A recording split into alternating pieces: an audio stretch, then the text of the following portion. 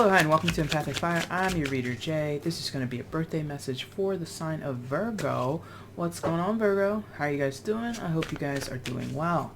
Alright, guys, big apology for the lateness of this video, friends. I do these for all the signs, obviously during the beginning of your season. I try to get it out. But your girl had, on the actual official start of Virgo season, I just was not with it. My energy was off. You know, I'm a human. I go through things myself. So I needed to take some time off.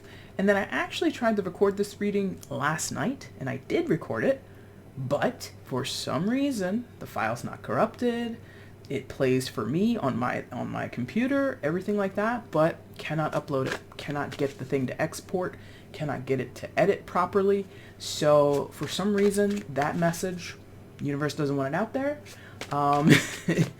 So we're going to reshoot, which is fun for me because I'm going to carve out another hour and a half of my time to do this, which I don't mind doing. I like doing these videos for everybody. It's just a matter of that kind of, you know, pushes my schedule a little bit further back than what I already had it pushed back to. So anyway, Virgo, that's no reason. That has nothing to do with you. It's all me, and I apologize for that. So happy birthday to you guys, whenever your day is or was. I hope it was an amazing time or will be. If you are able to celebrate yourself, relax, go out, hang with friends, hang with family, whatever you want to do. Sit home by yourself, eat a tub of ice cream, whatever you need to do to take care of yourself on your personal birthday. I believe everybody should treat that day like a holiday. Take the time off of work, tell your kids, go out and see a movie or go play in the yard or do whatever you need to do to celebrate yourself. Take care of yourself, okay? Any other announcements? Yes. If you guys want to join me for some free readings, I will do that for you to celebrate your season on September 11th at 7 p.m. here on the channel. So if you have free time and you want to hang out and you want to get an answer to one little single question, I will answer it for you. No questions asked, really, other than I hope you're a Virgo. Please don't come through and you're like, oh, I'm a Capricorn. Can I get... No, it's not your season, baby. All right. So anything else that I haven't said up until this point, it's already in the description box, okay? This reading, I redesigned it. I redesign it every year during Leo season because I'm biased. And so we're going to take 1 year around the calendar. So starting with summer 2021, breaking it down by the 4 seasons up until summer 2022, okay? So we're gonna dig into it, looking at some oracle messages for you in the center of the season. Spans 3 months, all the seasons, right? And again, it'll go around the calendar for a whole year. So center is where we're gonna start. This is summer 2021. So let's see what the oracle message is from the Black Moon astrology cards, okay? So the central focus, the impactful or influential energy at this time is Mercury retrograde, reinvention. Now, your girl's a slouch. I know we have another Mercury retrograde coming up. Is it in Libra season? Like, is it in September or October? It's soon. I know we're going to have the next one soon. So this is possibly signaling ahead to that.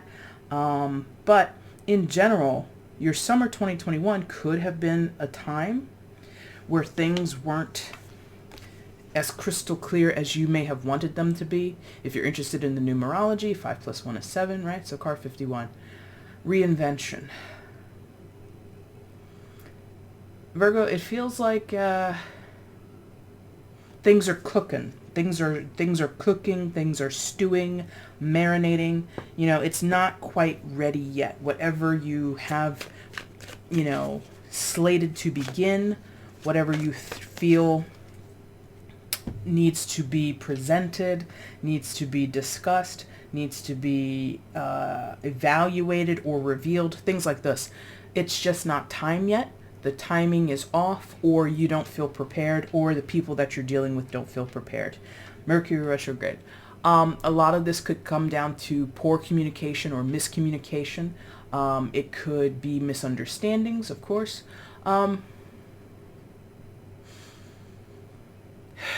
On your end, Virgo, you know, this energy feels very mixed. It feels like some of you Virgos, you're really the person who isn't communicating well. You're not giving people straight answers, things like this. Others of you, it's reverse. Someone is presenting that way in your life. it feels family, friend oriented. It could be professional for sure. And I just get this sense of like fatigue with this. Like you might, because what's a retrograde? It's the movement of the planet Mercury, when you observe it in the sky, it looks as if it's standing still, or it looks as if it's rotating backwards, or it's like spinning in place or something like that, right? So I get this sense of like being aggravated or frustrated or really put off by the time it's taking for things to be settled, being agitated by, things being on a delay, poor timing, bad timing, things like this. And for some of you, it's because you want something to be done, like you want to accomplish something personally, like you want to achieve a goal. For others of you, it's like to be free. Because Mercury to me can sometimes come through as like a free thinker, free energy, or freedom of speech, things like this. And so like having no boundaries, or having very little boundaries, let's say it that way. It comes through sometimes for me as being kind of contrary sometimes, for the sake of being contrary. So for some of you, you are embroiled in some type of disagreement with another person or other people, and either side is purposely throwing monkey wrenches at the other side, trying to disrupt the energy, trying to disrupt the transaction, whatever we're talking about, All right, so that's going to be the baseline. Let's go ahead and expand on this for Virgo in summer 2021. And again, it's the entire season. You guys are the end of the season, so hopefully, or not hopefully, but some of this could have transpired for you already. Or, like I said, with this being Mercury retrograde, it could be signaling to the next Mercury retrograde season or time period for us. Which again, your girl is very rusty. I told you I'm going through some stuff, so my attention to the astrology is like zero, nothing. And maybe I should. Maybe that might explain what's going on with me personally. But anyway, so let's go ahead and expand on this for you guys. Give me more information here for Mercury retrograde reinvention being at the center, or being the anchor energy, the influential energy for Virgo's summer 2021 season.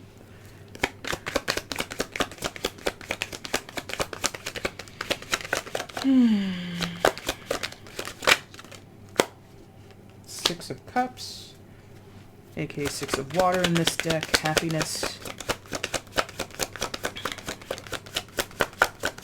Childhood's coming through, so some of you, this is a relationship with people from your childhood, family, friends, what have you. Eight of Swords.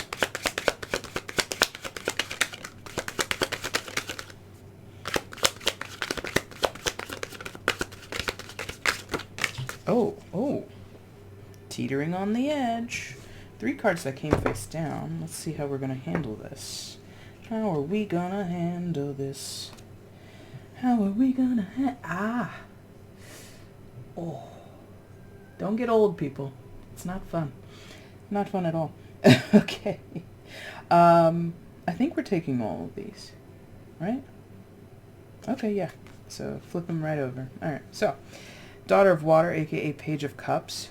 2 of Wands in the reverse, and then Ace of Fire. Okay, guys. Okay. So, definitely showing some type of disagreement, some type of stuckness or rigidity between you and another person. Can be a water sign, doesn't have to be Cancer, Scorpio, Pisces, okay?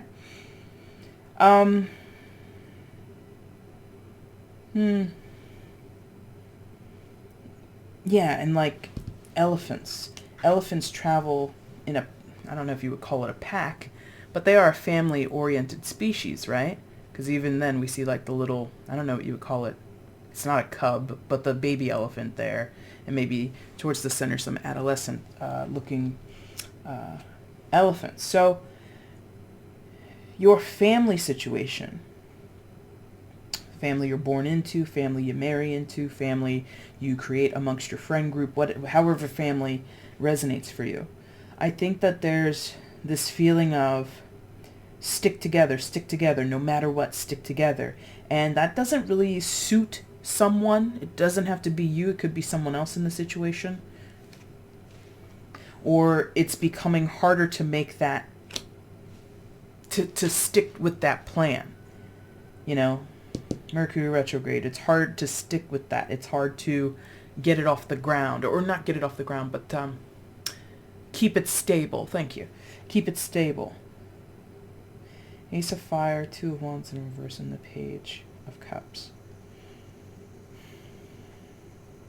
This person, this Page of Cups, could be behaving kind of reckless. The Two of Wands might indicate some type of decision making, maybe weighing out options, things like this. But then the Ace of Fire, I think, is kind of coming through and acting like impulsivity. So you might have trouble keeping a family unit together because of someone else's impulsive behavior, Virgo, or it's yours. You know, even though this is your reading and I'm saying it could happen to you, you could be the perpetrator of not so nice things. Okay, keep an open mind. So I think the trouble here, or the sticking point here, is the Six of Cups and the Page of Cups. It feels like, because we have history, again, childhood coming off of the Six of Cups, right? Because we have history that maybe goes back to when we were little, maybe it's not even that far back, maybe it's only the past 5 years of your life or something like that. But because we have this historical relationship with each other, this bond with each other, it makes it so much harder for us to see a pathway out. Which, you know, ironically, there's a pathway that the elephants are walking, but again, the path is laid there.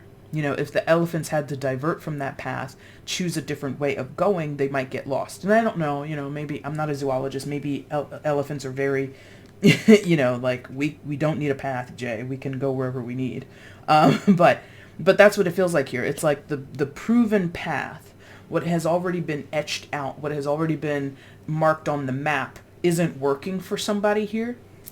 And it could be someone acts rebelliously against the given path. And that's hurt. They're giving me the sense of that hurts. That feels disingenuous. It feels disrespectful. It feels selfish. It feels all kinds of ways. And this is not how this person feels. They don't feel reckless or selfish. They don't really recognize themselves that way. But the people around them are feeling this energy or taking this perspective. Yes? So how do you make good or keep things in balance with people who are diverging, getting off of the path? You know, to put it into a real world example, let's say in your family you subscribe to a certain religious practice, and your brother, your sister, your cousin, your mom, your uncle, whoever, right, just suddenly says, you know, I don't want to do that. That's not my traditions. I don't go that way anymore. I walk my own path. I don't want to be a part of this type of ritual or celebration. Now, that's been generations and generations that your family upholds this tradition. It creates quality time for the family, and all of a sudden Uncle Bobby, or, you know, your sister Susie, or whoever, you know, brother Jamal, it doesn't matter who, right? They don't show up to these functions, or when they do, they're adversarial. They talk in a way, communicate in a way that is off-putting. Again, Mercury retrograde, miscommunication, things like this. So somebody is rebelling and other people are not here for it. Now, Virgo, I feel you might be caught up in the middle. Some of you, not all of you. You might be very much caught up in the middle. This doesn't have to be your story. It could be the story of a good friend of yours, somebody that you love, your spouse, you know, your own children and their life, or something like that. But you know, it just doesn't feel like there will be much of a resolution, because the thing about the pages is that they're adventurous and they're willing to take risks. And as much as they don't have, even though they don't have as much when they show up in a situation as compared to a knight, a queen, or a king, right? They have tenacity. They've got wherewithal. There's something also growing, which is indicated twice by the page and the ace, right? So this person has something growing. And again, they might be a bit impulsive with this Two of Wands and the Ace of Wands. But another way that we could read this is that this person has a quiet passion that they don't act upon. Or they're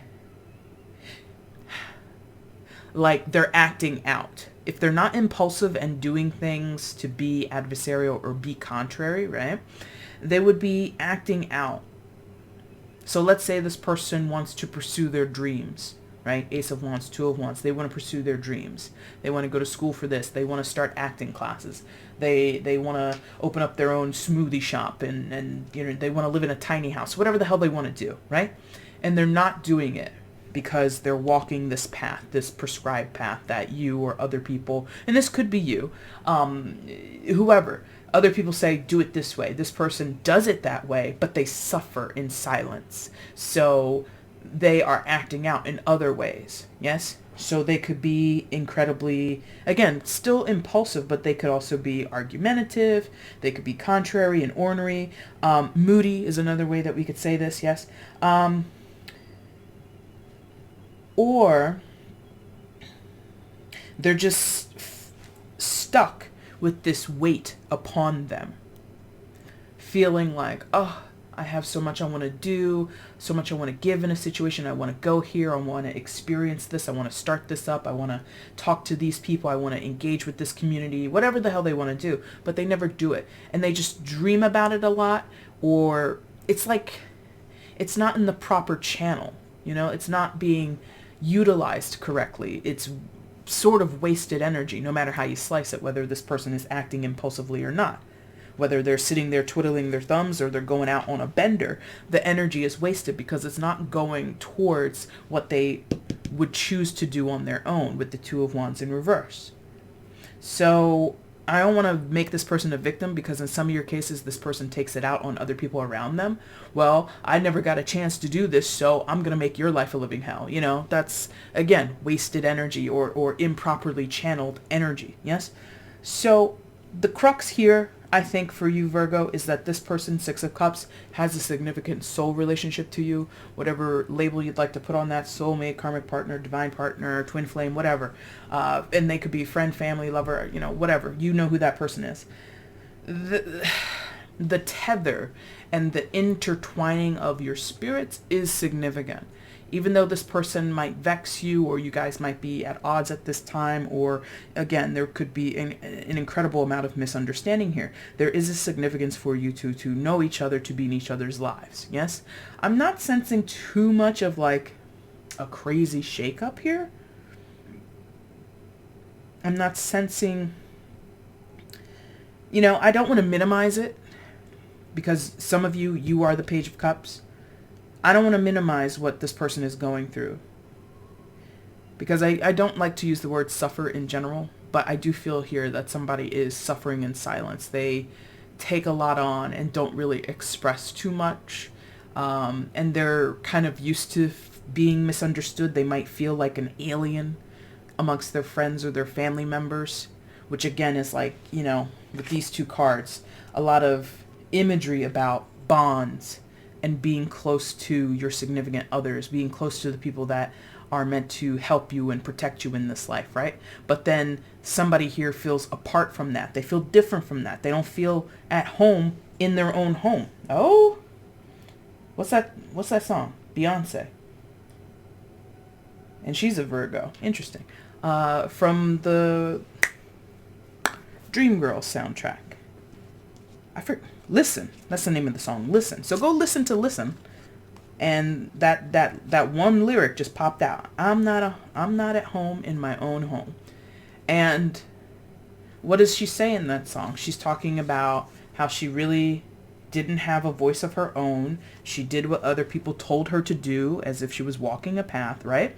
And now that she begins to understand herself a bit more, she wants to walk a different path, and she needs Jamie Foxx's character in that movie to listen to her, to hear her voice, to hear her point of view and respect it. But, you know, if you watch that movie, does he really? All right, so we're going to move on now to fall 2021. And we're going to see what the central energy is upcoming for you guys. What's the central focus, the impactful, influential energy. part of fortune increase. Okay. I don't know much about fortune. I know is it an asteroid? It is a part of the birth chart, and I don't think most of like the free ones give you fortune. You'd have to like enter in a certain search term to get it. But we'll intuit a little bit, and then we definitely are going to go to the book because I'm not familiar with it at all. But let's see intuitively what comes through. 45, aka a 9. So this, I think in some native cultures, it's not in the right color scheme, but the way that symbol is, can represent the seasons. So it might be very poignant that this reading, Virgo, covers an entire year of your life, which encompasses, our transition through the different seasons. Now, that could be also talking to seasons of your life and the natural passage of time and through your life and the lessons you learn, the experiences that you have, the people that you intertwine with, and all of that. I wish I knew more about this because I think it's also about honoring, I don't know if it would be gods, but it would be honoring certain, I'm really bad at this, so I don't want to step on anybody's toes here by saying this, but I feel like in the summer we honor this, in the winter we honor that, in the spring we honor this, and in the autumn, fall we would honor these other things. Entities, spirits maybe is more appropriate to say than gods, right? So there could be, for you guys, a certain focus that you would want to pay to certain issues in your life, goals or things that you wish to achieve in your life, something like that, like putting things in a perspective and being sort of, what is this, above the ground? What does that mean? Oh, bird's eye view. Thank you. So take a bird's eye view of your life, right? That could be important for some of you, right? Okay. So I'm going to turn to the book because I'm unfamiliar with that placement in the astrological chart. Like I don't remember. I've seen what my fortune is personally, but I don't remember what it means. So let's see what the book says. Fortune favors the brave, attributed to Terence, 1159 BC. Okay. In early mythology, Fortuna was the daughter of Jupiter, god of good luck. She is the Roman goddess of destiny and bounty. Her name in Latin is Fiere, or Fair, and means she who brings forth. The part of fortune is just one of the lots among several used in astrology. However, it is considered the most important one. Lots are known as Arabic parts. After the fall of the Roman Empire, Western astrology picked up the Arabian and Persian practice of reading lots in a horoscope. Lots are based upon mathematical calculations, the distance between 2 points, with the degree of the rising sign ascendant added. The part of fortune is the same distance from the longitude of the ascendant as the moon lies from the sun. So if the sun and moon are conjunct, that is, almost perfectly aligned, then the part of fortune will fall on the ascendant. If, on the other hand, the sun and moon are in opposition to each other, then the part of fortune will fall on the descendant, cusp of the seventh house, seventh heaven. Maybe some of you like that show. Many look upon the part of fortune as moon energy, which means the talents and gifts it endows upon an individual are both nascent and unconscious. It is as if its powers are waiting beneath the surface of water, and when the water is stirred by action or thought, those talents and gifts emerge. When the part of fortune card comes up in a reading, it means it is a time when things begin to flow more easily and you will have your success. But success and how it will come about and how long it will take will very much depend upon the surrounding cards. You may want to take advantage of this time of easy flow to resolve conflicts. Okay. It is time to heal that toxic situation that has been so difficult to overcome. Okay. Since the part of fortune mostly means gifts, you may want to take another area of study or master another art form. You are more creative and in tune with your imagination as well as your emotions. This card also means that benefits will suddenly be placed in your path. Since fortune is fate, it will very well seem, as if you've just stumbled upon them. Disagreements are improbable, but if they happen, you will likely take the high road. That's good. Another area that looks extremely fortunate is anything to do with public relations or promotion. This is a period of recognition and achievement. Your overall popularity is increasing and some type of recognition is on its way. It is also a favorable time for learning, teaching, or taking exams. You may want to do good and honor others. Through this, you will gain respect and opportunity. You will heartily share what you have gained for yourself with others. Injustices of any kind will challenge and rouse you into action. Okay, so that bit about achievement and like focusing on things that might be difficult or challenging somewhere in your life, that again like gives me like this, maybe that is how some of you would approach it, like this segmented focus. Like each of these quarters could be a particular task or a particular relationship that you want to get some resolution in, something like that. Okay, so hopefully there's something in there between what I intuited and what the book says. Let's go ahead and clarify with this tarot deck. Why is part of fortune increase central focus for Virgo's fall 2021 season? Give me clarification on part of fortune increase. And of course, all the stuff that it was saying about, how luck is basically going to break your way or has a chance to break your way. Good opportunities come your way. That's pretty good. So let's see what else comes through with this tarot deck. Clarify this card for Virgo, fall 2021. All right, last one. Thank you.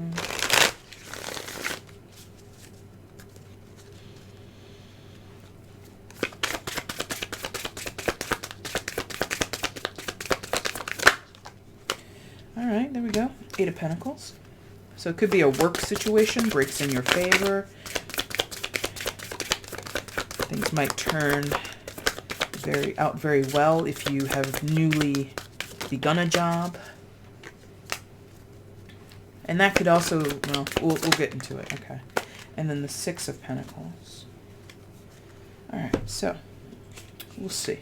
Oh, cut your nails. You can't pick anything up. All right, so Eight of Pentacles, Ten of Wands, and then Six of Pentacles. Okay. So I feel that there's a little bit of a challenge with the Ten of Wands being in the center there. Why can't I hold this up to the camera? What is wrong with my hand? Anyway, there we go. I think that this Ten of Wands is presenting a little bit of a problem because, Eight of Pentacles, even though Pentacles are not known for fast movement or, being incredibly showy or making big splashes, things like that. It's normally a very level, very calm energy, a practiced energy, measured energy, right? I do get the sense, though, there's progress, yes? You work hard like that spider. You work very hard, diligently to create something. In the Six of Pentacles, looking for reciprocity, looking for reward or some type of return on investment, yes? But in the center is this Ten of Wands. And tens often equal some type of ending or things shifting, if not ending. So Virgo, maybe circling back to what we were talking about here in summer 2021, it might not be related, but for some of you it will be. The stagnancy or the impasse that you're at with other people might need to shift. And listen, I think it comes up pretty often in my readings. I guess I'm a messenger for this, even though I think sometimes it can seem like a Debbie Downer type of message. You might be at a particular impasse with a person, and the resolution is simply to release, is to walk away in some form or fashion. It doesn't mean never speak again. It doesn't mean, turn cold and nasty towards each other. It doesn't mean that. It simply means the burden is too much to bear. It's unfair to you. It's unfair to the other person. It's unfair to even external or peripheral people. Yes. So I feel that what you're working on is possibly making good with or coming to terms with a particular situation where at some point maybe things were not as equal, things were not as balanced, things were not as fair or reciprocal. Yes. So that again to me can talk about family. Others of you, it is about a job. And again, this path back here that we were talking about in summer 2021. I mean, what is the prescriptive path of most people living in a Western society? Grow up or be born, start walking and talking, go to school for 18 years, go to more school for even more years, go into debt in some societies, right?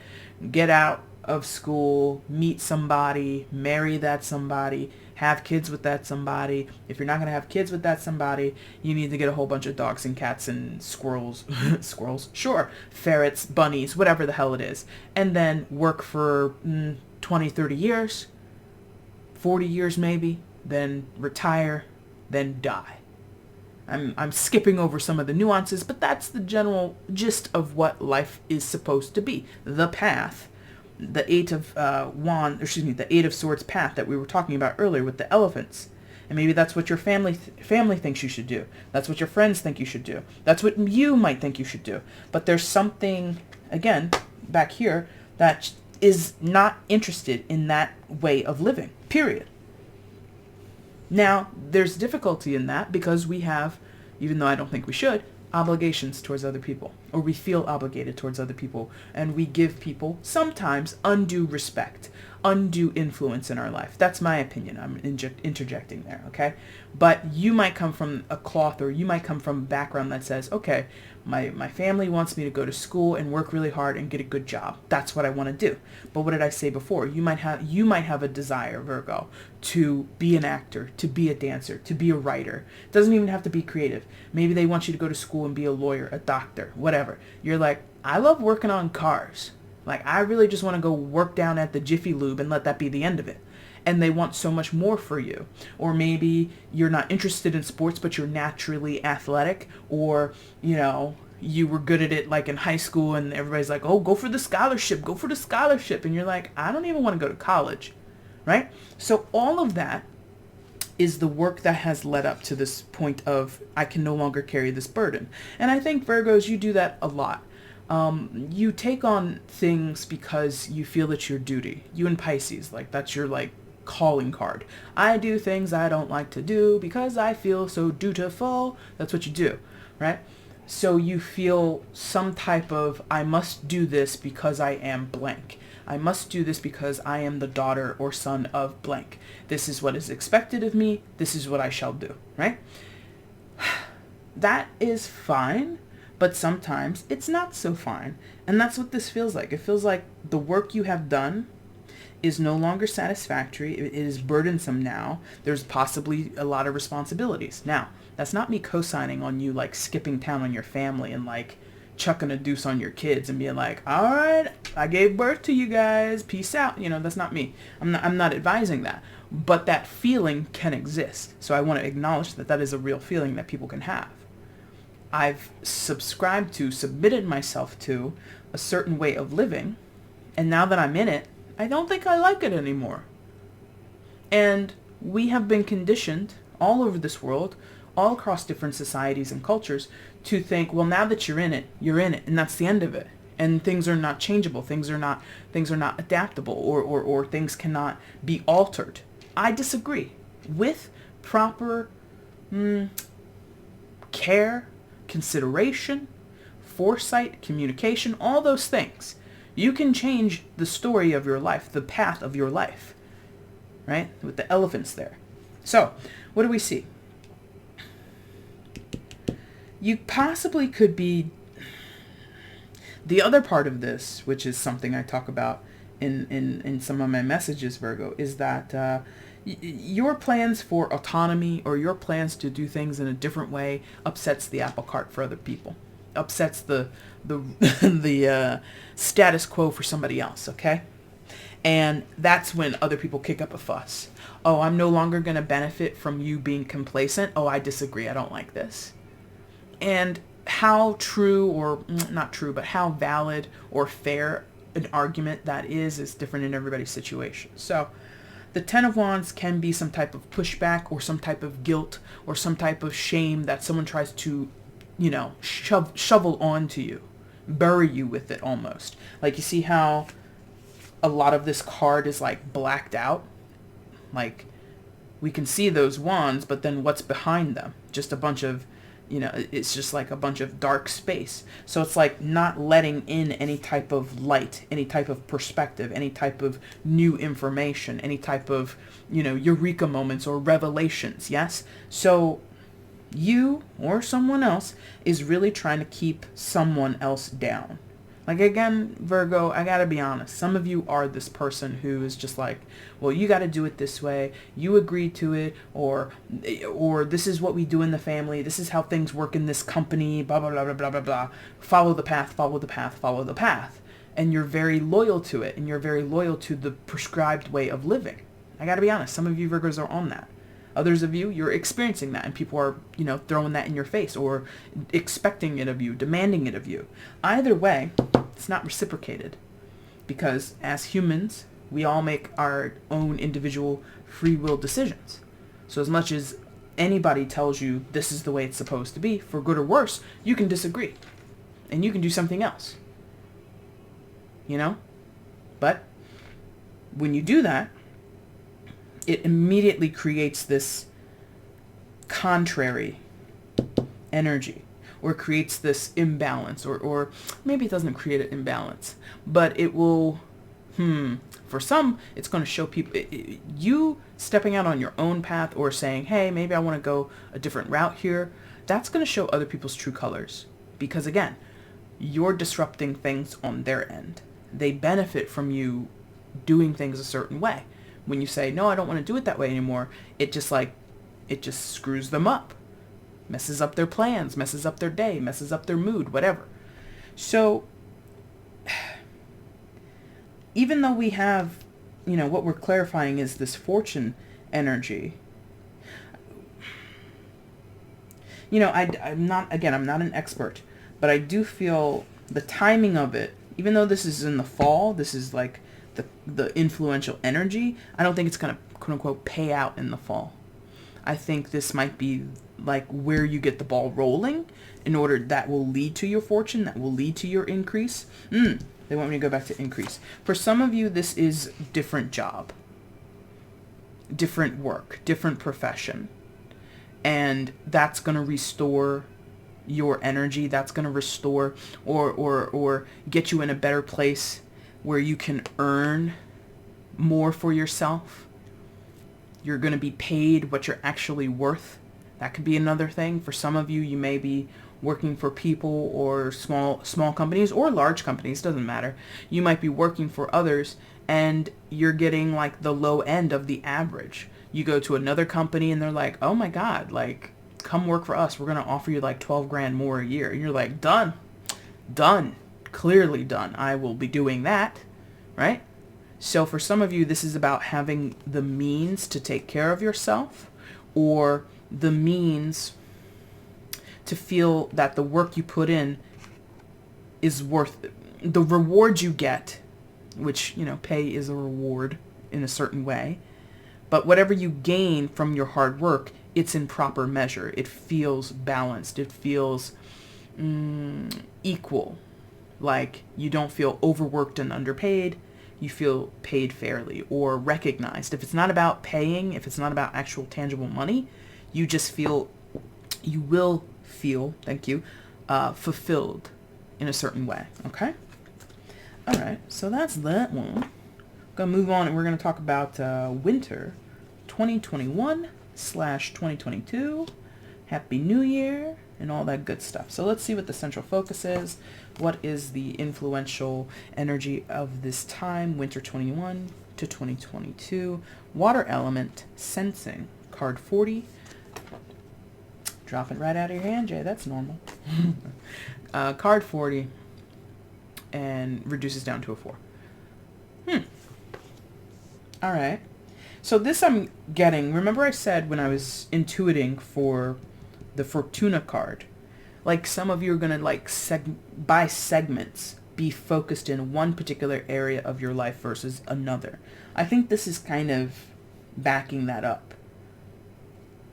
I feel someone who might be going to see a counselor, a therapist, working on themselves, without anybody's help or assistance. And it's really doing the work, whatever that means to you. If doing the work means going to, get your diet in check, if it means going to a 12-step program, if it means having an honest conversation with your parents or your cousins or anybody influential in your life, from your childhood, whatever. There's so many ways do the work can transpire, okay? Can also be some of you in the midst of doing this work or initiating this work, you might slip into some type of depression or some place. You might be very unclear. Like you might feel the feelings, but not be able to really pinpoint or articulate the feelings. So there might be, like, I'm not a fan of the ocean, and this is probably why, but it feels like being overcome with a wave. Like, I've seen it on TV. I've seen it when I drag to the beach, and my friends will, let's go to the beach. I'm like, all right, you go on out there in that water. Anyway, so you see people, they're just standing and playing in the water, or like a surfer or something like that, or a boogie board or something like that. And out of nowhere, this huge wave comes and knocks people down and drags them back, with the tide and all that. Again, I don't know why people are into it. So that's kind of what it feels like. You're standing, frolicking in the ocean, no big deal, and then out of nowhere, whoosh, and this big wave pulls you in. So again, depression, anxiety, things like this. I'm not saying you have a mood disorder, but you might be showing symptoms of it, or you might know someone who's dealing with this if it's not your message, right? Or another way to interpret that, if it's not clinical, it could be spiritual. In that you feel so much, you can't articulate it, or you feel sensations that don't belong to you. Like, I am doing okay. Why do I feel horrible? I feel good about the choices I'm making and the path that I'm walking, yet I feel incredibly anxious or angry all the time, even though I have nothing to be angry about. So it could be very subconscious things that are affecting you or that need attention, okay? That's what this feels like. So let's clarify with the tarot deck. Winter 2021. Oh, winter. Maybe some of you get the winter blues, yeah? Winter 2021, 22 for Virgo. Let's clarify the water element sensing card. Why is this the anchor energy? Why is this the influential energy of that time for Virgo? Clarify, please.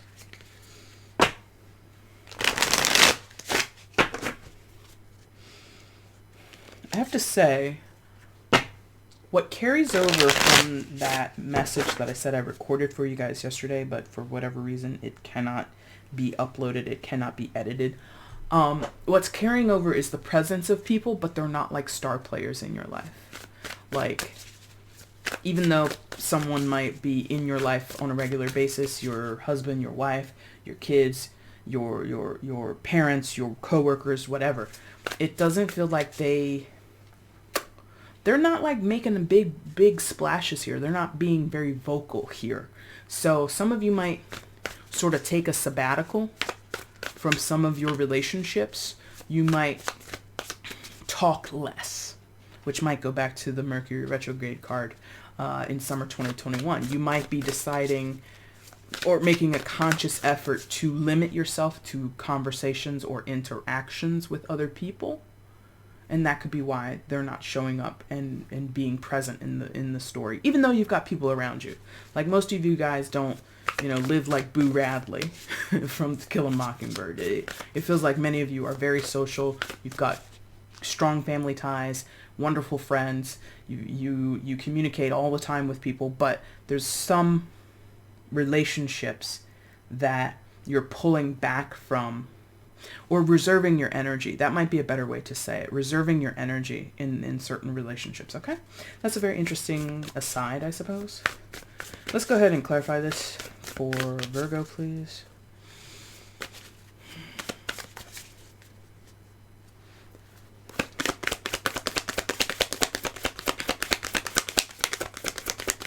I don't smoke, but I just got this very distinct smoker like nasal passage irritation or burning.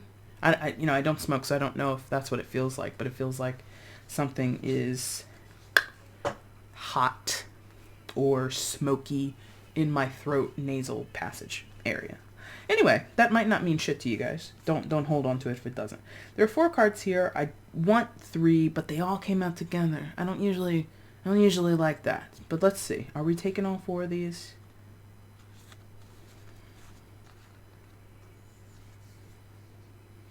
This one. These 3.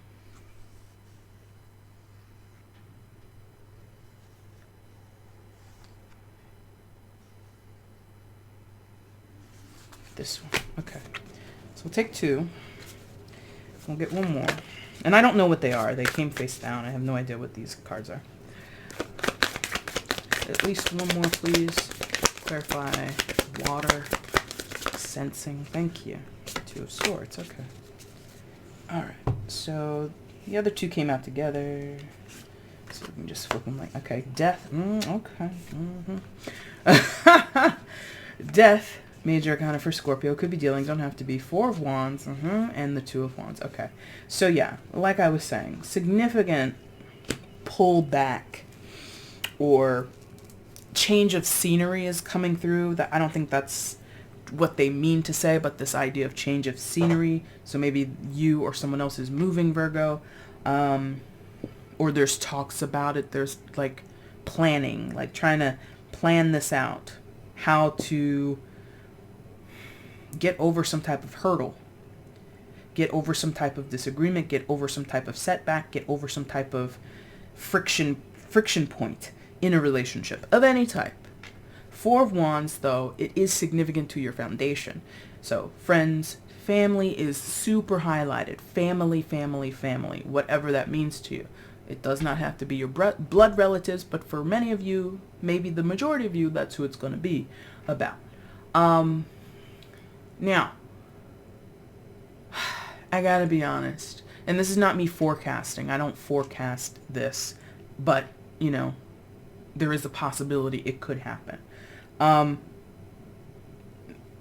There is a possibility that a significant mortal death in your family or around your foundation, whatever that means to you, that's gonna really hit you at this time. Again, it doesn't mean that the person passes away in winter, but the emotions, water, sensing, right? Water element, sensing. The emotion of it crashes over you, overwhelms you, knocks you possibly into a depression, okay? There's a feeling here of missing out, missing the person, feeling lost without them. 2 of Swords, death energy. Can't really see clearly. Cannot accept the inevitable of death. And again, not all of you, this involves someone passing away. The death is very metaphorical. In other cases, it's very literal. It's very factual to your life, okay? Regardless, you or someone you're dealing with kind of is lost in the sauce, right? Death energy in this deck I love because we might expect to see someone's face under that hood, but we don't. We see a bright new horizon, a rising star or a rising sun, something like that in the hood of this person. Another way that you could interpret it is that this is a mirror, right? That under that hood we're seeing a reflection, okay? In either case, I think the key here is about perspective. And the key here is about maybe not taking things personally or feeling as if You have no recourse. You have no escape. You have no way of altering your fortune. Things just seem to never go the right way, or there's no relief or release possible. Okay, and technically the card is called Death and Rebirth in this deck. Oh God, can't even talk in this deck. Thank you. Now, if it's about some type of loss, let's say just general loss of a person you love, of a situation, of a relationship, of a job, of a prized possession, something like that. Who knows? The idea of loss here is like really tripping somebody up, because it's a clinging to. It's like, I don't want this to leave my life. I don't want them. I don't want my parakeet Sally to leave. I don't want anything to leave me. I just want it to stay the same. That is a fight against the inevitable. You will lose that fight. And I'm not trying to be cruel about it. I'm not trying to, dismiss anybody's feelings. Not at all. What I'm sensing here is like a fear of the inevitable, a fear that at some point things are going to go a different way than what I expect or what I desire, right? And I'm not speaking from some privileged place, by the way. I've had people leave this life. I've had plenty of loss, and I'm like, damn, I really wish it didn't go that way. But, through the grieving process, through, whatever overwhelming feelings of emotion that suck you in, once you get out of that, if you gain perspective, like we see under the hood here, you'll realize there's something to be hopeful about, or there's something to look at and gain some type of perspective, gain wisdom, gain enlightenment, gain peace. Another thing, I don't know about you, but, in my family, we're kind of morbid. Not really. But I think we talk about death way more easily than other families, in my experience. And several people in my family who have died, either prematurely or, we kind of knew it was happening. There was always this expression of, or this idea of, once I'm dead, I'll be at peace. And that sucks for the people who are left behind, quote unquote, left behind, because that sounds like, oh, life here with me must have been miserable. No. What did I say when I picked this card up? Don't take it personally. If someone is leaving your life in some form or fashion, or a situation is leaving your life in some form or fashion, or you're walking away from other people, or whatever it is, somebody here needs to not take it personally and embrace the inevitable. Embrace that somewhere in there, there's still some hope to have. There's still something to be joyful about. There's still something to be inspired about. So this is hidden in such an interesting way, this death rebirth energy.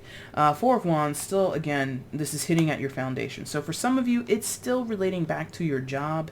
It's still relating back to your bottom line and how you feel fulfilled in life.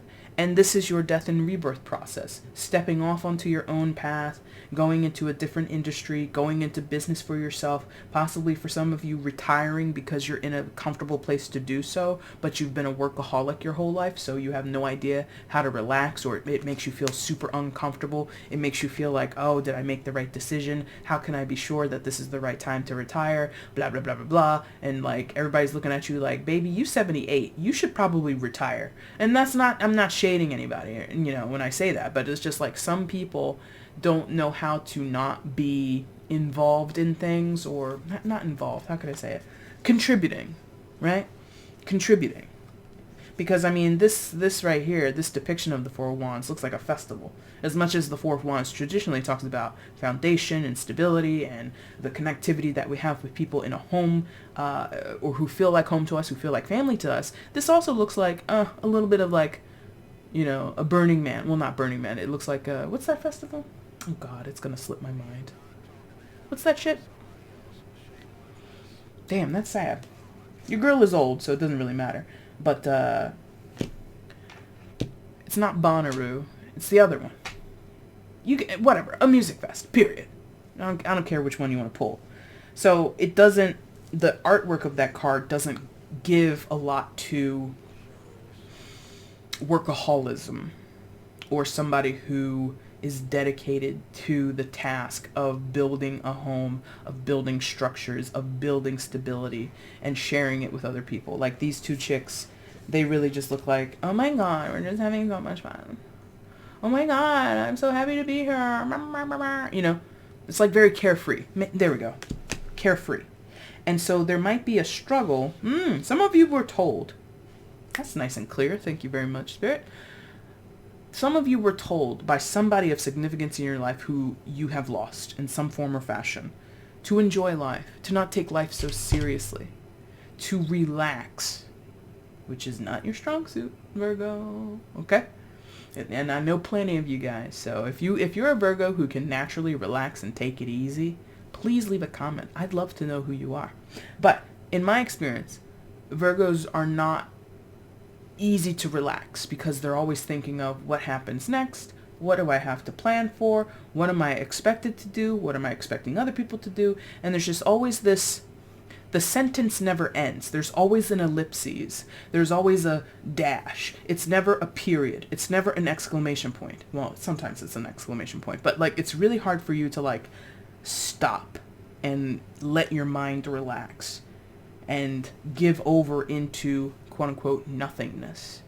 Take it from your lazy Leo friend here. Nothingness is wonderful. Enjoy it. Anything else here before we wrap this up? On its face, Death, Four of Wands, and Two of Swords. There's an ending that someone resists between two people, in whatever form or fashion. We did have Six of Cups come out in summer 2021, and you know, this idea of fortune turning in your favor but not immediately, and again, Ten of Wands, another ending. So you might be ending things with a soulmate connection, whatever the type, whatever label you'd like to put on it, and you or they or both of you perhaps resist it a little bit because it's so different. You know, we've been friends since 4th grade. We've been married since 1975. We have been brother and sister since, you know, he or she came out the womb before I did. Whatever it is. There's this feeling of, oh my God, how could we change this? How can we do something different when it's been, you know, what we're used to, what we signed up for all those years ago, what we were born into this life as. We were born as brother, sister, or sister, sister, brother, brother, whatever, you know? So there's this, I can't see, Two of Swords, I can't see another way to have this foundation, to have this connectivity with someone else, or period in my life. Like if this was, again, a best friend, there will be no other best friend there will be no other friend in my life who knows me like you do, because you and I have history. There will be nobody who could replace you. And, you know, I don't argue that a soul relationship, if that's what we're referring to, can be replaced. What I would argue to you, Virgo, or anybody else, is that sometimes soul relationships in the 3D, in the physical, they end, they change, they break apart, they divert from each other.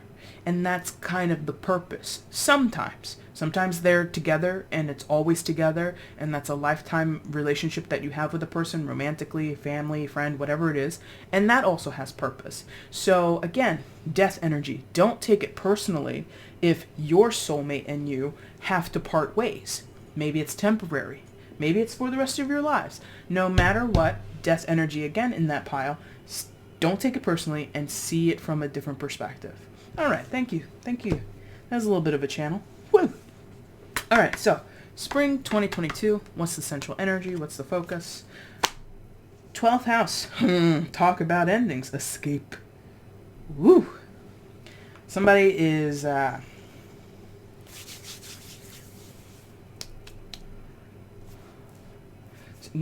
least one of you is like really getting into like your subterranean, subconscious space. You really, like, some of you might believe, and I don't know how true it would be, I'm not a clinician, I cannot diagnose you, but some of you might believe you have like an alternate personality or an alternate persona, let's say it that way.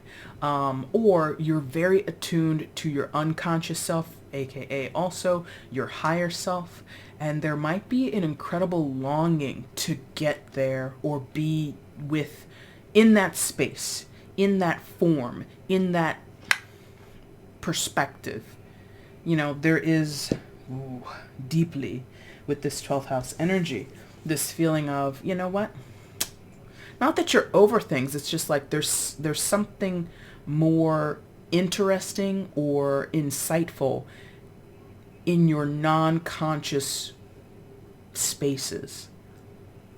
Something like that. Card 36, another 9. You've had a 9 before. Is it here? I think it's here. Yep, a 9 there. What did you have here? So 9s are ending. A 6, change, movement, and then a 4, foundation again. So a couple times over, numerology speaking, we're talking about endings to foundation. We're talking about endings to, you know, for all intents and purposes, the world that you know. Whatever that means to you. Now, more about this, please. 12th house, Piscean energy here a little bit. There's a card for Pisces. There's a card for all zodiac signs in this deck, so I don't really want to lean too heavily on that. But if you're unfamiliar, 12th house is naturally ruled by Pisces, but 12th house in your personal chart could be ruled by another sign, and there might be placements there for you to explore. Look into it, okay? And I don't read birth charts, so you'd have to seek that out elsewhere. Now, oh God, what did she tell me? That's not what it is. I forget what this is. I did a reading a while ago, like a couple of months ago, and this symbol came up before, and I thought it was something else, but it's not that. I forget the significance of this. So if you know what this is, and maybe this, no, she's not a Virgo, I don't think so. I don't think she would watch this video. But if you know what this symbol is, and you know what it symbolizes, please tell me. I forget what it is. I know what my brain wants it to be, my logical, misinformed brain wants it to be, but that's not it. So me harping on this, whatever this is, might be important to you, okay?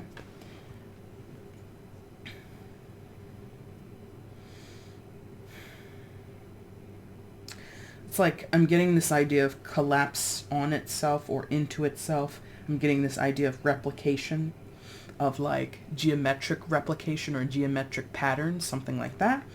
So again, I think you're getting into a really cerebral place, Virgo.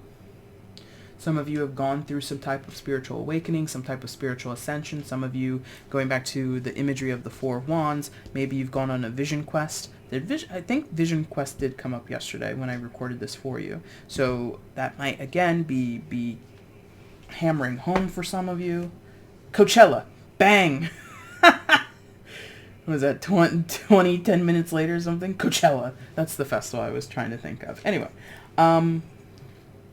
So yeah, some of you might be getting into those deep, dark crevices. And you're, I don't want to say you're loving it, but you're handling it pretty well.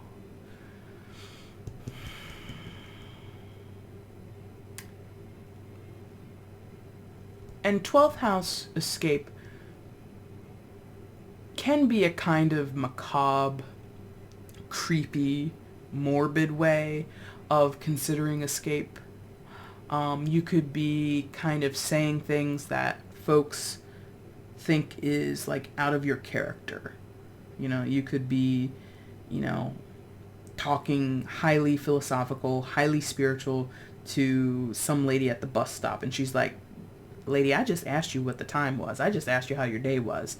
And now you're going on and on and on about something other people don't understand. So there you go. There's a feeling here that possibly people will misunderstand you, which again signals back to the starting point with Mercury retrograde, right?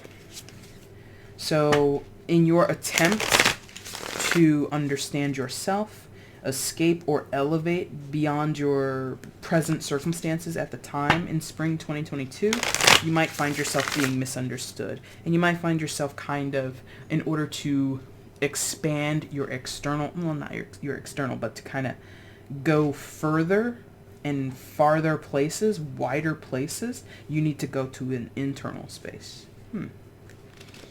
So y'all gonna be working on yourself. That's the bottom line. This might come, like we were talking back here, in winter after a considerable loss. And again, the loss doesn't have to be actual physical mortal death. It can be very figurative. It does not have to be somebody croaks, okay? You know, the death happens all the time. Things end all the time. All right? So clarify 12th house escape for Virgo. Why is it here as the central focus of spring 2022?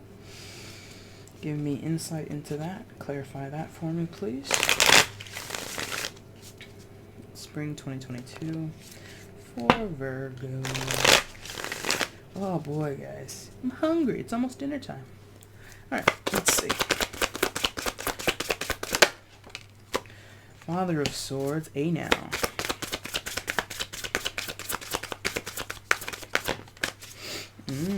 Nine of Swords, reverse. That's intensity. They're giving me intensity. The word intensity on that. Okay. All right, so we'll put that over there. And this kind of came in a side position. Let's see. Okay, thank you. And the Hangman reverse. Okay. So Piscean energy came out on top of 12th house with the Hangman. Pisces might be significant. Father of Swords, air sign might be significant. Gemini, Libra, Aquarius.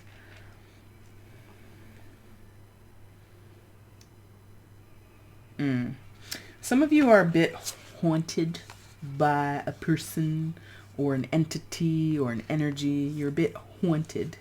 Not sleeping too well. Nine of Swords in reverse. Or having bad memories that just like come through very sharply, come through when you're least expecting it. And you don't know what to do with that. That's, you know, part of this 12th house exploration, getting into the underworld, getting into the subconscious.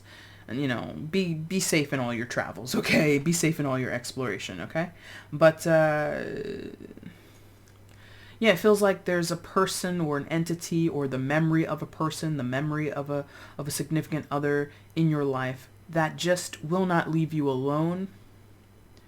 You feel perplexed and off-put by what you're experiencing, what you're remembering, what flashes before your eyes, you know, while you're steeping your tea bag before you head out to the gym or your spin class or whatever it is. It's just like, I can't get this person off of my mind. I can't get this situation off of my mind. I can't shake this memory. And it doesn't have to be anything traumatic. You know, memory I find fascinating. I wish I was a smart enough person to have explored like scientific fields, but you know, I'm a silly old right-brained person. I'm very artistic. I'm not science or math minded, but I find it fascinating because, you know, certain memories stick with us and it's kind of random and they're not always horrible. Like, for an example, one of the biggest memories I have of my grandmother, who passed away several years ago, but she and I were very close at the end of her life, was one day she saw me walking down the street. I was coming home from school and I must have had a terrible day, and I just like had my feet, or excuse me, I had my eyes on my feet, and she was like, when I walked up to her and came into the house, she was just like, how come you were looking at the ground that whole time? How come you were doing this, that, and the other? And I was like, I don't know. I don't know. That's how I walk. And she's like, don't walk like that. You should walk with your head up. You should walk with your eyes facing forward because that shows confidence or, you know, whatever, and it portrays you in a certain type of way. And the feeling was basically, my grandma cares about me and she's giving me good life advice. At the time, I was just like, I don't want to lift my head up. I'm a angsty preteen. I'm so sad, blah, blah, blah. But when I'm an adult, do my eyes hit the ground when I'm walking? Most of the time, no. And if so, it's just because, you know, I'm watching where I'm walking.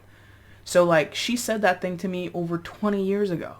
But I remember it. It was warm outside, blah, blah, blah, blah, blah. So, my point is this. The haunting that you feel doesn't have to be negative. You could be haunted by a positive memory. You could be haunted by somebody's wonderful sage advice, like my grandma. Right? It doesn't have to be you were tormented in your home, or your first kiss was so embarrassing and people laughed at you or something like that. It doesn't have to be horrible what you're being reminded of.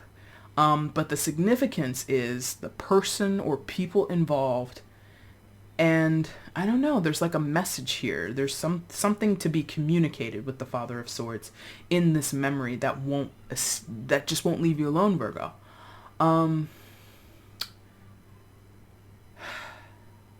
I suppose there's a chance in your exploration that you've been doing, and I think it starts back here, might even start back here, because Fortuna, I still think, is a good message for you guys, but there's been this work in progress, right? This work in progress that you're doing on yourself, this work in progress that you're doing on the circumstances or relationships that you're involved in. Yes? I think there's something that's meant to wake you up or eventually make sense. Like, sort of like I was saying about what my Nana told me, which was, this thing over 20 years ago when I was just a kid. There were times where that memory just flashed in front of my eyes. And, it's not like I spend 5 minutes dwelling on it. It's literally like a second or two. And then my day is brightened. Or, maybe I was having insecurities for some reason about something. And her little speech to me, her little pep talk to me, and the memory of it kind of perks me up. So it could be something like that, where you're haunted in a positive sense, and your perspective, hangman in reverse, your perspective is flipped upside down. Where when it's in the upright, even though this is a very natural position for the bat to be in, it's normally on the card we see a human being. Human beings don't like to be suspended by their feet. It's a very uncomfortable position to be in, yes? So in the upright, we would presume that you would be uncomfortable. But this is in the reverse. So I think you will find comfort, some of you, in either processing the memory, processing the relationship with the person who appears in your memory, or, like I said, for some of you, it's just like, oh my God, that was such a beautiful moment in my life, or this person was such a positive impact in my life, and I want to cherish them, I want to remember them, I want to honor them. And the more you do that, or the times that you do that, it's like, it's good for you, yes? Others of you, the Nine of Swords, even if it's not, again, a tormenting energy, I've had that a couple times where it's a positive dream, like, a good sleep, and you have such a wonderful dream. You're in such a peaceful, wonderful place. You're surrounded by people that you know and love, and they love you back, and it's all that good. And then you wake up and you're like, oh God. Ugh. So for some of you, that could be what the Nine of Swords in reverse is about, is that your sleeping time and your subconscious dream space is more pleasant than your current circumstances. Could also just be reminiscing and ruminating, yes? Anything else? They want me to pull this out. Father of Swords, Father of Swords. Why is the Father of Swords a card you want me to pull out? Critical.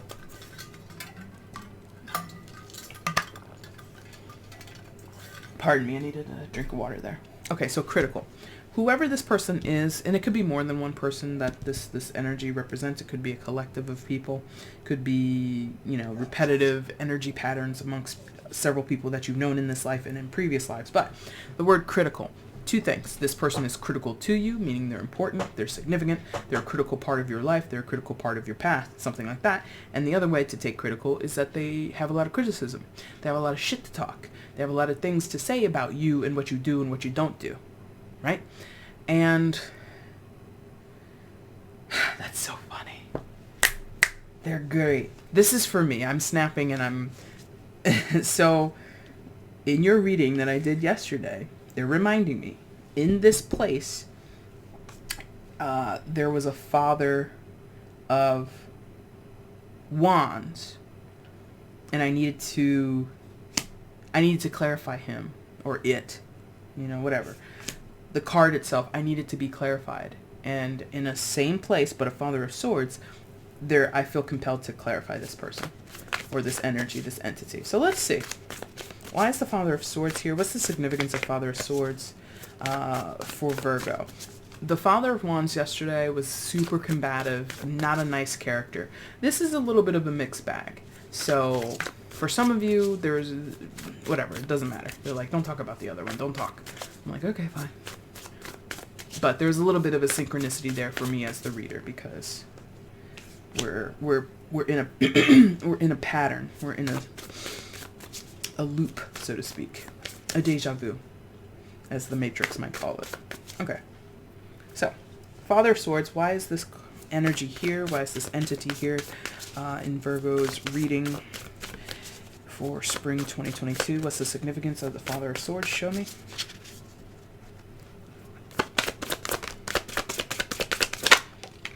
Ten of Pentacles, daddy issues, family, security, history. One more. Father of Swords, why is it here? Some of you have deep money ties with this person or entity. I keep wanting to say entity. So it's giving me this feeling of like a place or an institution, an organization, not just a single solo person, but a group of people, a board, a committee, an ethics board. Interesting. Ethics, all right. Anyway, 2 tens, 10 of Pentacles. Wheel of Fortune is card number 10 in the Major Arcana. Secondary major for Sagittarius, could be dealing, don't have to be. Also sometimes the fixed signs, so Taurus, Leo, Scorpio, and Aquarius. But it's like, the story keeps lingering on in your energy, Virgo, that you or someone resists the change. You or someone resists the turning of the dial, the turning of the page, the end of chapter 4 and moving on to chapter 5. There's like a resistance to let the story unfold naturally, even if that means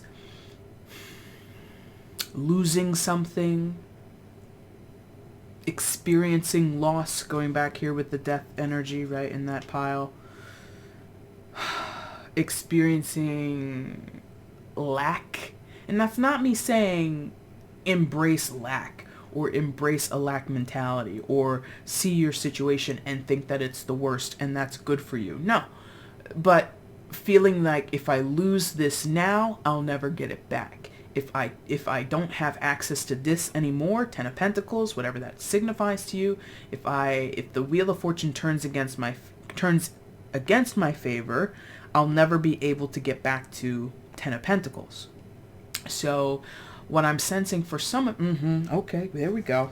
Slap me in my face with that, and that's kind of poignant that they did that.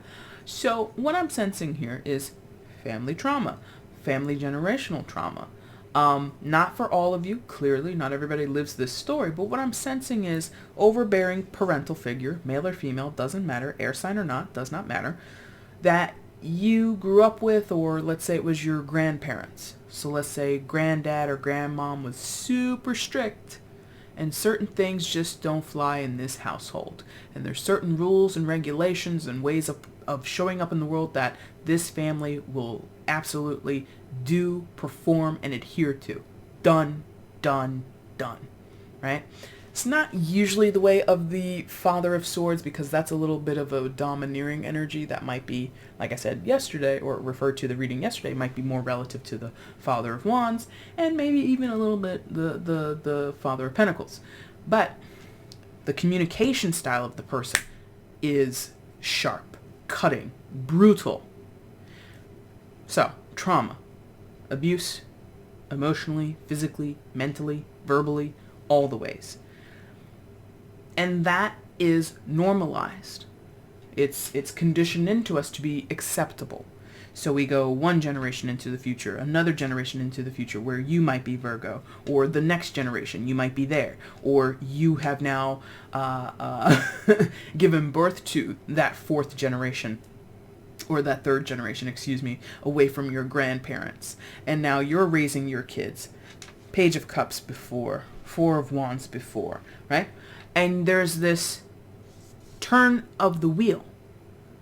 In my house, grandma, grandpa, mom, dad, cousin Barry, auntie, whoever, Quinella, I don't know where that name came from, but whatever. Whoever. There's different rules. There's different things that happen in my house now that I have my own space. Now that I'm, be in an autonomous and independent space. And that creates that friction. And even though that exists, I think in many of your cases, Virgo, it does exist. You might not be so strong in pushing back on this character, or again, the energy pattern, the energy marker that shows up in your life.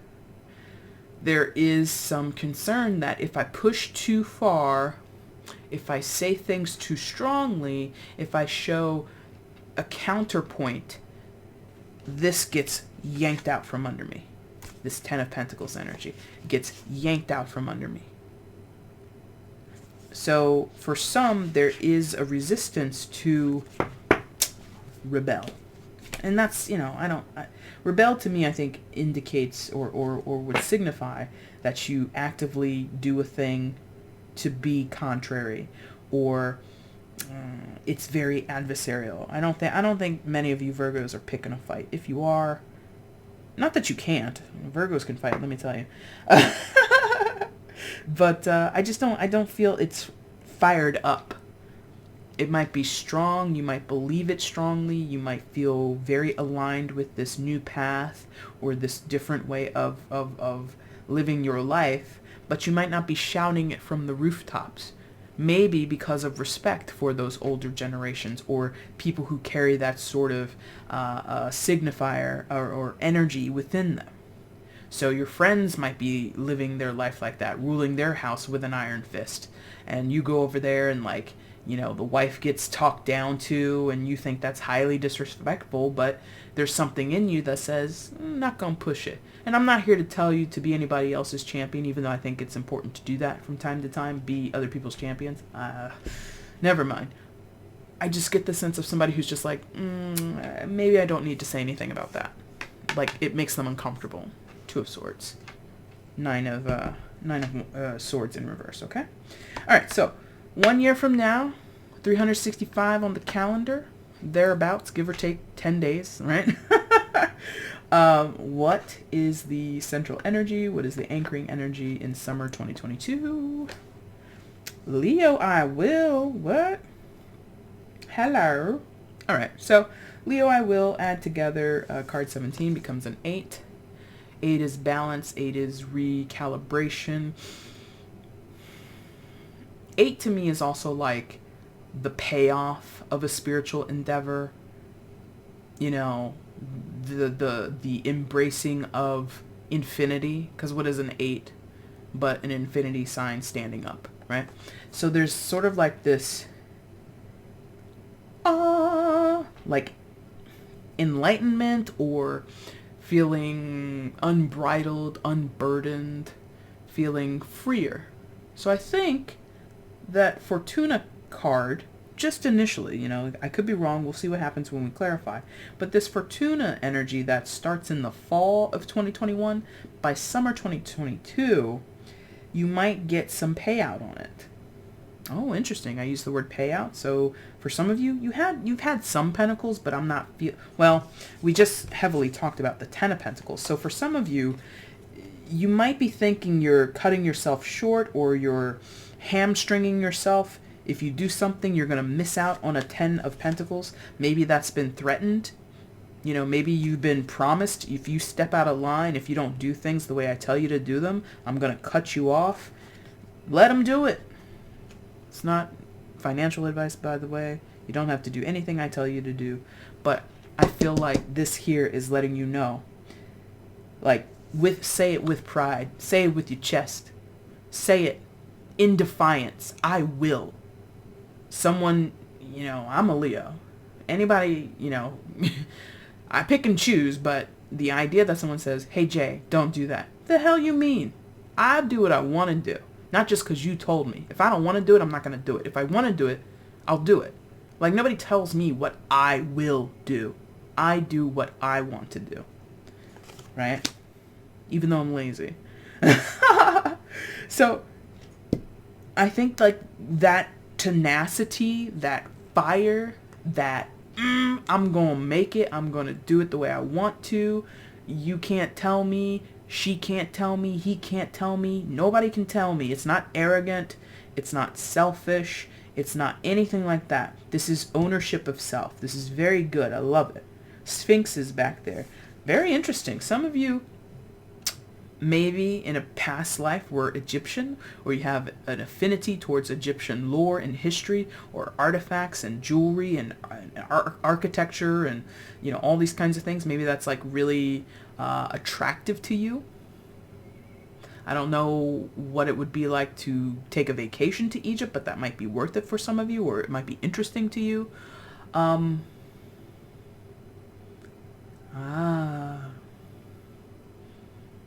Interesting. That came up yesterday. Oh my god, it did. It did. Oh, I want to find that card so bad. I'm gonna look. I'm gonna do this. They're like, haha, remember, and I'm like, oh my god, it did. This card didn't come up, but that message relating back to Egyptians. I'm sorry, guys. I might edit this part out because I'm gonna find that damn card and I'm gonna show you why I mentioned Egyptian stuff yesterday, because we're gonna talk about it today. Oh, these cards are kind of sticky. And I'll know the card when I see it, because is it here? Yes! This one. Scorpio's card. So you see there's a sarcophagus there in the background. You see it?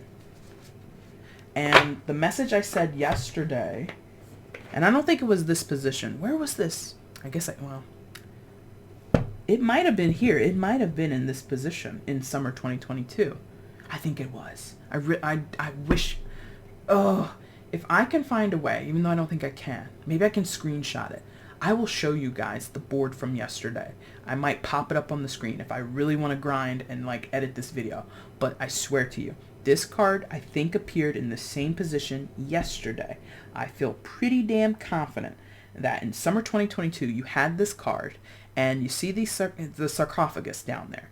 And what I was saying, and what I'm going to say to you now, because the Sphinx came here, is there's a concept of you can't take it with you.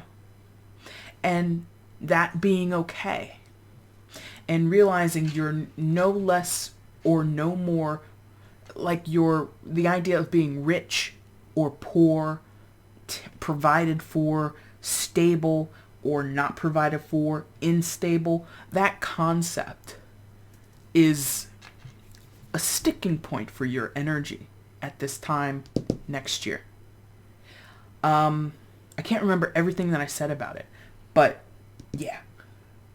Sphinx here, sarcophagus there, Egyptian lore, Egyptian history, and what were they doing in the ancient Egypt?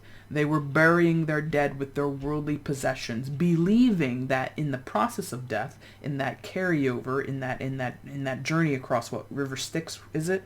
Something like that. That when you get there, all the gold you got, that sexy mummified cat that you love so much that didn't have to die when you died, but it's dead now, that's going to translate into your afterlife. Now, I'm not throwing shade on anybody's beliefs, but there's sort of like that feeling here that without some type of legacy, without some type of material worth, your transition in death, or your not mortal death, your transition of figurative death is impossible. You're not going to be able to make the journey. So, going back to what we said earlier, I think it was here or here, we were talking about getting a new job or getting into a new career and that job paying more. I think that still could be the case. But in some of your cases, you might take a job and there's not a pay raise, right? Or the benefits aren't as good. And your friends, your family are like, Virgo, you're crazy. Why would you take that job? It's less money. It's less secure. You have less benefits. But you're like, but what do I get? I get my happiness. I get my not my security, but I get a sense of duty. I get a sense of fulfillment. Maybe you were working in, quote unquote, a heartless industry like finance. You know, no shade to anybody who works in finance. Go ahead, make your money. But that's kind of what it's about. You make money based off of other people's money and investments, or your own, right? And maybe you've done that for a while, and maybe you're just like, you know, I kind of want to do something else with my life. I kind of want to open up a barbecue restaurant. I've got the cash, I've got the capital, let me do it. And everybody's like, Virgo, I thought that was a hobby. Like, you do some good ribs, baby, but I don't know it's risky. In this climate, pandemic panorama where we are and the remnants of it, is this a really good time to start up a business? Don't tell me what I will and will not do. I make my own path, right? So I like this. I'm going to make so much work for myself. I think I'm going to find it. I'm going to find a screenshot. I'm going to show you that Scorpio card came out yesterday in your reading. Can I get a timestamp on it? I wonder. Anyway, let's clarify this for Leo. Excuse me, not for Leo. Looked down at the card and I read Leo. For Virgo. For Virgo in summer 2022, why is the Leo I will energy, the Leo I will card, the central focus of summer 2022, the influential energy of summer 2022? And infinity, I feel like, and I could be wrong, obviously, I'm not an expert, didn't go to school for it. Do Egyptians have a certain concept or philosophy or some type of belief in infinity? That might be of interest to you. You might know the answer to that. I don't know. But I get the sense of like infinity, I feel like might have been a thing that they talked about or discussed, theorized about. I don't know. All right, let's get into it. Leo, I will. Why is that the central focus for summer 2022 for Virgo? Why is that the central focus for summer 2022 for Virgo?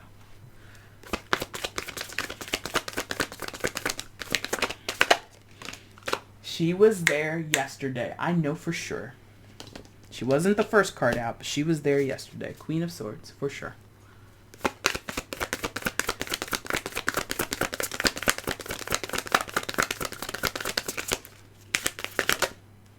Eight of Pentacles again. Okay. Definitely. Some of you guys are going to go your own... Some of you guys are going to go your own way in terms of your work. Or if not your work, what you dedicate yourself to. Remember in the beginning, I told you guys that in my estimation and in my experience, in my observation, what I've learned about Virgos is you often do things for the benefit of others. That's you and Pisces all day, right? You give yourselves to others. Your house, sixth house, is a house of service, is a house of caretaking, is a house of nurturing of others, okay? I feel here, not that you're changing this forever, it's going to be a part of your astrological self. How much you subscribe to it, how often you do, that's different to all of you as individuals. But here I see somebody who is going to put in dedicated effort towards themselves, period. Period. It's no longer, this person needs me, this person depends on me. And it's not that you write that experience off or that connection off or how you show up off. No, it's not that you never do it again. It just becomes, sometimes I'm going to say no. Queen of Swords. Sometimes I'm going to say no.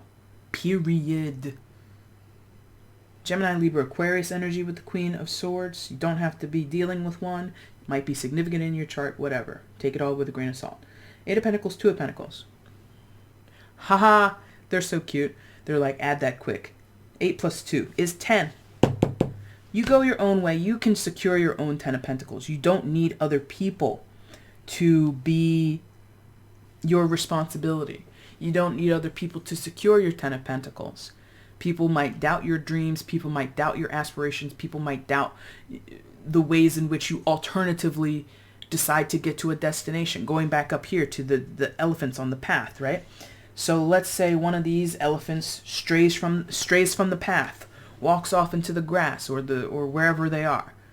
And all the other elephants are like, you're going to get lost. You're never going to find your way. You're going to miss out on where we're going. You're not going to be able to make it in time, or you're going to be in danger if you go off the beaten path. Don't do it.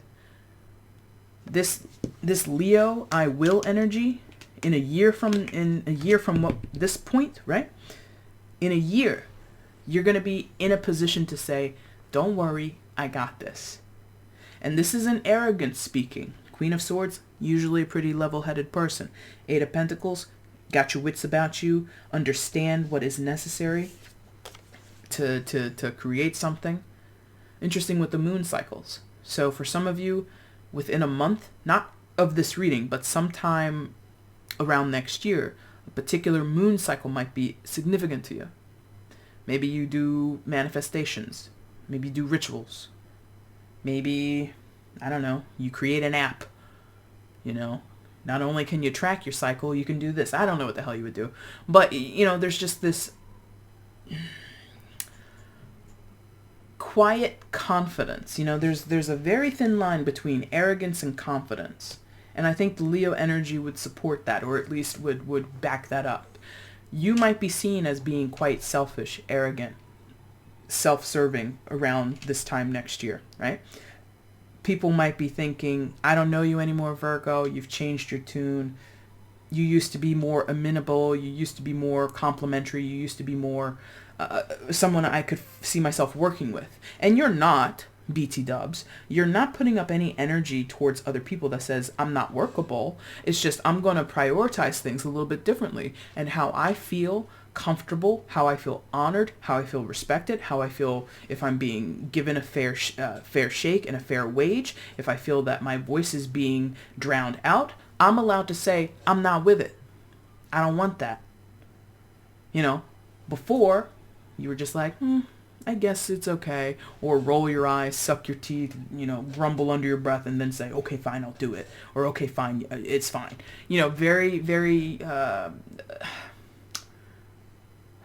just, I don't want to say overly accepting, just like not insistent. There you go. Just not insisting that, hey, wait a minute. This isn't really serving me. This isn't really making me feel good. This is actually underserving me or taking from me, taking much more than I dare to give or need to give. There you go. Not dare to give, what I need to give. I don't need to give this much. We can still have this, or we can still be partners. We can still be friends. I can still be a valuable member of this company, of this family, whatever, and give less. And people are like, well, wait a minute. And you're like, I'll wait, but not long. Also, I'll wait to hear you out, but at the same time, the decision is mine. Two of Pentacles. I'm weighing my options. Interesting. And some of you, you're putting, there you go. Some of you, you're putting a new value or presenting a new value system. Let's say it that way. So before, you see how one of the pentacles kind of looks like a handbag, looks like a purse, right? And the other one is literally looking like a planet, thank you. A planet with a ring around it. So for some of you, your new value system is less material and more metaphysical. So before, your friends and your family think, oh, the perfect way to get Virgo on board is to give them a gift, promise them this, pay them this money, or offer to, you know, pay a bill for them, something like that. And there it is. Come on through. Come on through. So back here, apologies for the chair. Back here, remember our good friend, Father of Swords? The one who says the way things are going to be. The one who says these are the values that this family will uphold, and that's the bottom line, or this friend group or this corporation, whatever. This religious collection of people, whatever. Remember, this person set that tone, and there's this feeling here of things in the material being pacifying. Like, when the children are upset, here it goes. When the children are upset, when the wife is upset, when whoever's upset that I've yelled, I've screamed, I've thrown fists, I've thrown objects, I've kicked people out of the house. You know how I make up with it? Or make up for it? With a gift. I bought you a new bracelet. Sorry about the black eye. And Virgo says, that's bullshit. I don't agree. Now, there it is. Okay. For some of you, again, it's a breaking of family trauma, of generational trauma. And I just want to argue it from a a raised perspective. I don't want to make it personal. But think of it this way, and I talk about this a lot in my personal life. How life has been for the past several hundred, thousands of years in terms of what people of a certain gender can and cannot do, right? AKA women, females. That has clearly shifted a great deal, but not entirely. Because what was it to be married? What was it to start a family or bring children into this world? What was it to be a woman who keeps a home? What was the agreement? You, woman, marry man. Man, provide for you. You, woman, provide man with children. You, woman, provide man with food. That was pretty much the deal for a long time. And a lot of men, not all, a lot of men in that deal decided to take liberties, such as, I'll smack you in your fucking face if you ever say that to me again. I'll do this to your body. I'll do this to your mind. I'll break your spirit. I'll break your soul because I'm the domineering and control party. Period. Right? Not condoning, by the way. I'm just running down the history of the thing. So now we get to this point where generations of women, swaths of women, and men also, are saying, that's a bunch of bullshit. Who the hell do you think you are? That's not a part of a healthy partnership. And the resistance, the revolt comes through. So the apprehensive, it's back here again in the summer. So is this a story of doubting? Because remember, in the beginning, we were talking about the Page of Cups as somebody who's suffering in silence but has a lot of fire in them with the Ace of Wands and the Two of Wands in reverse, right? A person who has a lot of fire in them, a lot of resistance in them, but maybe not expressing it. And then maybe throughout a year's journey, you learn how to express. You learn how to articulate. You learn how to connect with this part of yourself, Virgo, or whoever story this is, that eventually comes to this place of demanding, or if not demanding, demonstrating, I will not be bought, I will not be compromised, I will not be negotiated with. You treat me like crap, you're out. You don't value me, you're out. You want me to placate you and roll over and show you my belly as if I'm a weak little puppy dog, no offense to people who love puppies, but you're out. And that's breaking a cycle that you either experience personally or is experienced across a community of people, a collection of people, or a collective of people, right? So Virgo, I love this.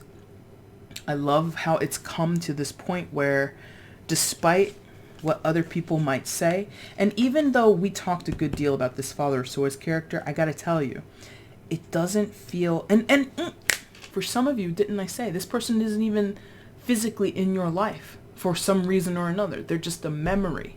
So a lot, yes, 12th house. A lot of this is just you fighting yourself or fighting within from an internal space to get clear of this energy. That's also part of breaking generational trauma. It's not just the physical actions and behaviors that need restoration or some type of recalibration. It's also the non-physical spaces. Your subconscious, which we talked about with 12th house there. I love this. I think it's going to break in your favor. I love this. Virgo, I'm going to end it there because this has clearly gone on a long time. I really just want these to be around 120 minutes, but as you can see, we're well over that time. If you like this reading, guys, like it. If you have a comment, share it down below. And if you haven't subscribed to the channel, hit the subscribe button. Hitting all of those buttons and more helps your girl circulate around YouTube. It pleases the algorithm gods. And it's a nice, simple way to show support to the channel. If you want to show direct support to the channel, you can get a personal reading with me. You can look on how to do that by looking down in the description box below. Again, Virgo, I'll be back to do your live readings on September 11th, 7 p.m. And I've talked for almost 2 hours now, or about an hour and a half, or excuse me, hour and 45 minutes about. And I hope to God this video goes up because I don't want to do this a third time. Anyway, guys, I appreciate you so much for watching. Take care.